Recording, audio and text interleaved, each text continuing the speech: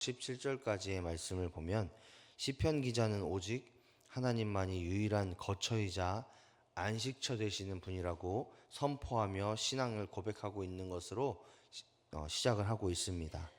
시편 기자는 모든 만물이 창조되기 전부터 영원까지 창조주 하나님께서 인도하시고 역사하시기 때문에 그 하나님의 역사와 인도하심 아래 거하며 안식에 이르게 되는 자신의 모습을 고백하고 있게 되고 있습니다. 그렇다면 우리는 왜 하나님께서 주신 안식, 그리고 더 나아가서 창조주 하나님을 찾아야 하는 것인지를 오늘 본문을 통해서 볼 수 있는데, 첫 번째로 3절의 말씀을 보니까 우리가 연약하기 때문에 창조주이시고 영원한 안식 되신 하나님을 찾아야 한다고 말씀하고 있습니다. 3절의 말씀을 보니 주께서 사람을 티끌로 돌아가게 하시고 말씀하시기를 너희 인생들은 돌아가라 하셨사오니 라고 말씀하고 있습니다. 우리는 보잘것없는 티끌로 창조되었고 우리의 삶은 한순간이라고 말씀하고 있습니다. 4절의 말씀에 그렇게 나오죠. 또 어려움과 고난의 한순간 쓸려갈 수 있는 것이 우리의 인생이고, 풀이 시드는 것처럼 꽃이 마르는 것처럼 우리의 삶 역시도 덧없다라는 것이 이 말씀에 나와 있는 구절입니다. 그렇게 연약한 우리이기 때문에 창조주 되시는 그 하나님께 우리의 안식과 또한 우리의 마음의 평안을 맡겨드리는 것이 중요하다. 그리고 또 우리의 삶을 하나님께 맡겨드릴 때에 참 평안을 주시겠다라고 말씀하고 계시는 것을 보게 됩니다. 우리는 모두 엄청난 능력과 힘을 가지고 있는 사람인 것처럼 보이지만 1분 1초 앞날도 예측할 수 없고 바라볼 수 없는 그런 연약한 사람들입니다.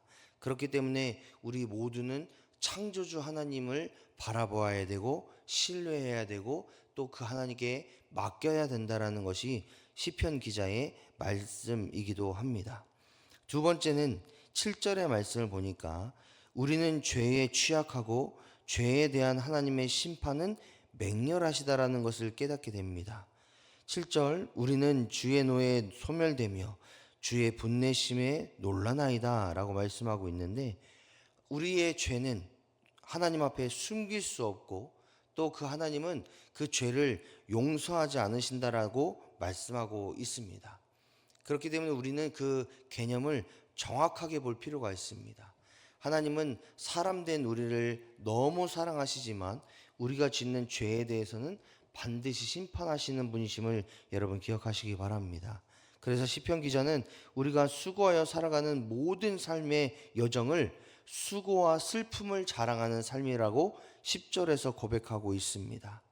그런 삶을 살아가고 있는 우리에게 시편 기자는 죄와 진노를 없애달라는 기도가 아닌 하나님의 지혜를 구하고 하나님을 의지하고 살아갈 수 있는 분별력을 구해야 된다고 12절의 말씀은 말씀하고 있습니다.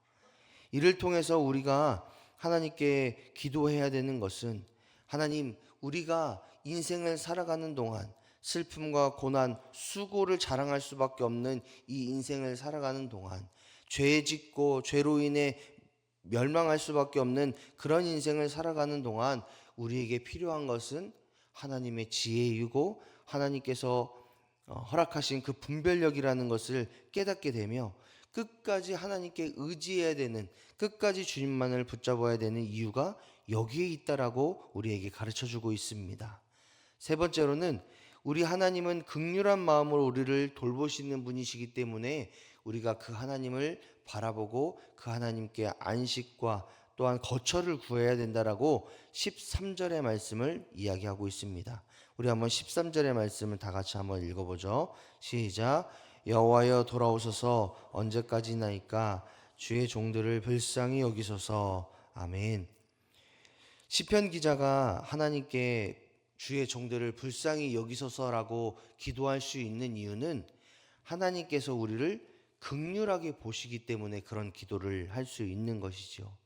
우리도 인생을 살아가다 보면 우리를 긍휼과 이해의 마음으로 보지 않는 사람들을 만날 때가 가끔 있는데, 그런 사람들에게 아무리 우리를 긍휼하게 봐달라, 용서해달라, 이해해달라 하면 그 사람들이 우리를 그렇게 보지 않는 것처럼, 만약에 하나님께서 우리를 그렇게 보지 않으신다라면 너는 반드시 죄로 인해 심판받아야 돼, 이런 대상으로 우리를 보고 계시다라면 우리는 하나님께 긍휼을 요구할 수가 없는 존재들입니다.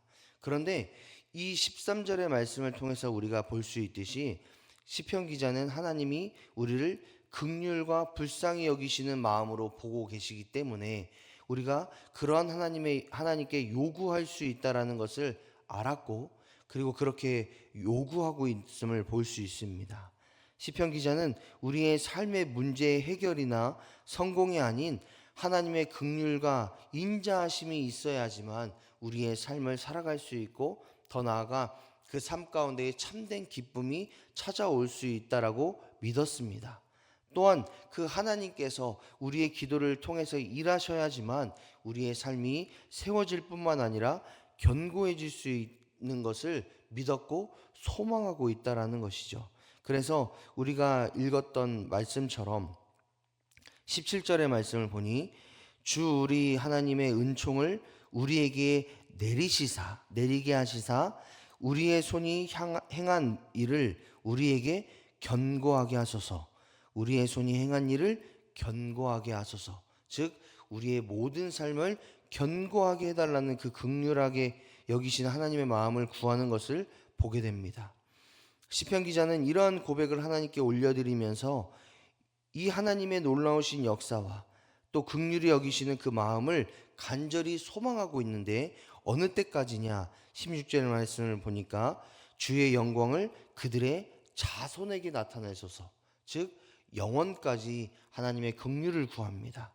하나님, 우리 자녀 손들에게 하나님 동행하여 주시고 끝까지 책임져 주십시오 라고 구하는 것을, 그 안식처 되시고 창조주 되신 하나님께서 나의 삶 가운데에만 역사하시는 것이 아니라 내 후손들에게도 역사해 주십시오라고 기도하고 있음을 보게 됩니다.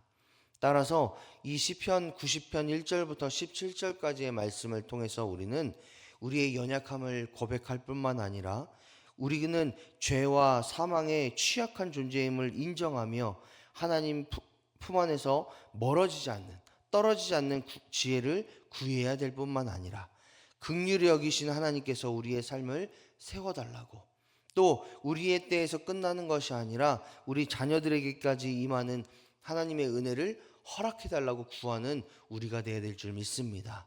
그렇게 우리가 기도하며 하나님을 간절히 소망하며 나아갈 때에 하나님께서는 우리의 기도를 들으시고 응답하실 줄 믿습니다. 시편 기자가 하나님 우리의 삶을 긍휼히 여겨주십시오 라고 기도할 수 있는 이유가 우리에게도 있음을 고백하며, 하나님 내 삶은 연약하니 하나님께서 붙잡아 주십시오, 또 나는 이렇게 죄에 취약하고 넘어지고 쓰러지는 존재이오니 하나님 능력 허락하여 주시고 끝까지 하나님 붙잡고 살아갈 수 있는 은혜를 주십시오. 더 나아가 그 긍휼한 마음을 가지신 하나님께서 우리의 삶을 견고하게 세우실 뿐만 아니라 우리의 자녀들과 우리의 가정을, 그리고 우리의 가문을 든든하게 세워주셔서 하나님을 믿는, 하나님을 선포하고 시인하는 믿음의 명문 가문이 우리의 가문 될 수 있도록 해주십시오 라고 기도하실 수 있는 저와 여러분이 한 날이 되시기를 주님의 이름으로 축복합니다. 기도하겠습니다.